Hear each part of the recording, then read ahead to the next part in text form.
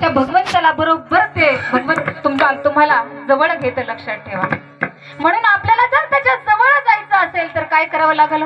साधू संतांची संगतीमध्ये जावं लागेल, साधू संतांची संगत करावी लागेल. नसेल गुरु केलेला तर गुरु करून घ्यावे लागेल, मंत्राचा जप करावा लागेल. तुकाराम महाराज पुढे जाऊन सांगतात, तुका म्हणे हा लोकीच्या व्यवहारे, नका डोळे धुरे भरुडी राहू.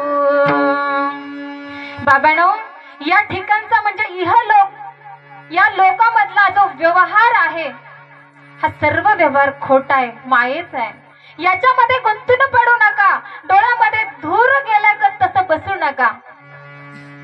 धूर जाणे म्हणजे धुंदी येणे. जसं की एखाद्या श्रीमंत माणसाला पैशाची डोळ्यावर धुंदी येते, त्याला ना परमार्थाची आठवण येते ना कुठल्या दुसऱ्या. बऱ्याच ठिकाणी आपण पाहतो की मोठ्या लोकांना या ठिकाणी पैसा झाला की त्यांच्या डोळ्यावरती धूर येतो. ना नातेवाईक दिसतात, ना परमार्थ दिसतो, ना मंदिर दिसतं, ना भजन दिसतं, ना कीर्तन दिसतं. तसा धूर आपल्या डोळ्यामध्ये या संसाराचा सुद्धा आला नाही पाहिजे. नका डोळे धुरे भरुडी राहू. कारण हा जो आपण कितीही संसार केला, कितीही कमवलं, तरी याच ठिकाणी आपल्याला ठेवून जायचंय. आपल्याला सोबत काहीच घेऊन जायचं नाही. जे धन आपल्याला आपल्या सोबत घेऊन जायचंय, ते धन आपल्याला कमवायचंय. ते धन म्हणजे भजन आहे, कीर्तन आहे, नामस्मरण आहे. ते जर आपण केलं तर बरोबर ते आपल्या सोबत येणार धन आहे, लक्षात ठेवा. तुम्ही कितीही रात्रंदिवस कबाड कष्ट करा या संसारासाठी, मुलांसाठी, पत्नीसाठी, पण कधीच त्याचा काहीही उपयोग होणार नाही. शेवटी ज्याचा उपयोग होणार आहे, जे आपल्या सोबत येणार आहे, ते धन आपण प्राप्त करून घेतलं पाहिजे. हा विचार आपण केला पाहिजे. पण माणसाला कधी विचार येतो? शेवटच्या अंतिम काळामध्ये. रात्र गेली, दिवस गेला, रात्र गेली, दिवस गेला, आयुष्य गेले, जन्मा येऊन काय केले, जन्मा येऊन काय केले, जन्मा येऊन काय केले.